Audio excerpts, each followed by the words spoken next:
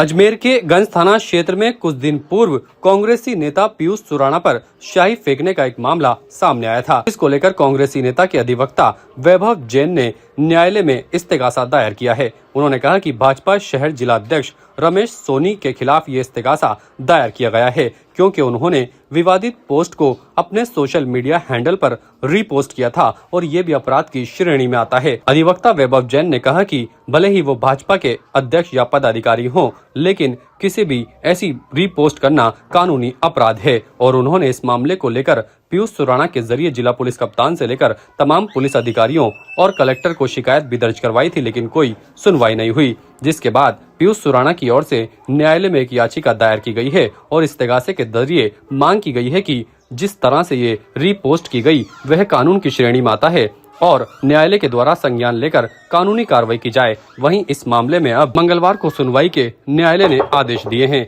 अब देखना होगा कि इस मामले में न्यायाधीश मंगलवार को क्या फैसला सुनाते हैं। विवादी जो ये श्रेयांश है सुराणा जी, इनके द्वारा एक माननीय न्यायालय में इस्तेगासा पेश किया है। पूर्व में ये मामला था कि जो भाजपा के नगर अध्यक्ष रमेश सोनी जी, उन्होंने कोई दिल्ली की मुख्यमंत्री के खिलाफ अश्लील पोस्ट को रीपोस्ट अपनी फेसबुक वॉल पे किया था, तो वो पीयूष सुराणा द्वारा तथाकथित की गई ऐसा पूर्व में ये मामला था।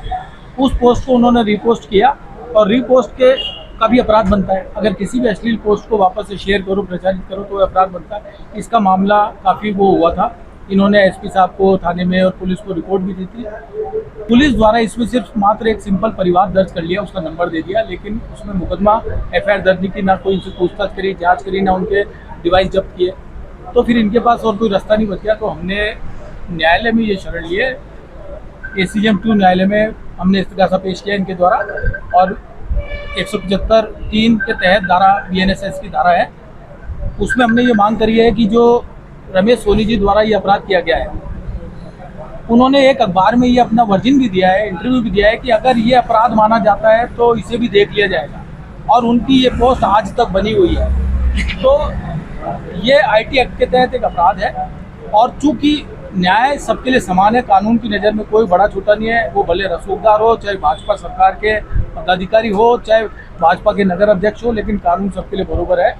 तो न्यायालय से यही मांग की है, कानून न्याय होता हुआ दिखना चाहिए। न्याय सिर्फ किताबों में नहीं होता कि समान है, वो दिखना भी। तो यहाँ पे रीपोस्ट का मामला है जिसे वो बिना भय के बनाए हुए हैं यथावत, और उनका ये कहना है कि इसे देख लिया जाएगा। तो न्यायालय में हमने शरण दी है।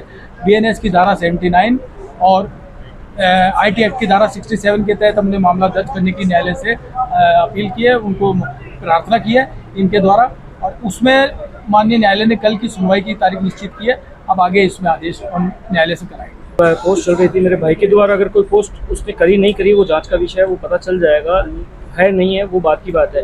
सेम पोस्ट को रिपोस्ट रमेश सोनी जी ने भी किया, तो जो मेरे भाई के खिलाफ कार्रवाई हुई है वो कि वही कार्रवाई की मांग कर रहे हैं, बस यही चाहते हैं। न्यायालय में इसलिए गुहार लगाई, हमने थाने में दिया, एसपी साहब को भी दिया था ज्ञापन, लेकिन कोई उसके खिलाफ कोई कार्रवाई नहीं हुई अभी तक। सिर्फ एक कंप्लेंट दर्ज करके छोड़ दी गई, ना उसकी कोई भी कार्रवाई अभी तक नहीं की गई। तो इसलिए हमने आज इस्तेगासा लगाया कोर्ट में कि जो कार्रवाई मेरे भाई पे की गई वो की हुई कार्रवाई उन पर भी की जाए। ताज़ा खबरों के लिए देखते रहें सरेराह न्यूज। अपना फ़ोन उठाएं और सब्सक्राइब करना ना भूलें।